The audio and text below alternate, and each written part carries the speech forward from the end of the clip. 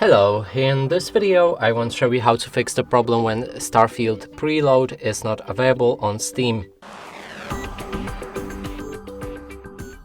And to do this we'll be using our smartphone, and here probably you already downloaded Steam app and you need to log into the account that you bought the Starfield with. Then click on these three lines in the bottom right corner of the screen, go for the library. Here in the search, find Starfield.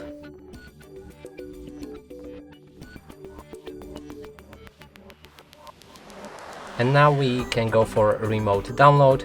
And if you have a PC that is on and that is connected with your account, then you'll be able to download Starfield using your smartphone, and it will begin the actual download on your PC, and this should fix the issue with Starfield being not available for preload on Steam.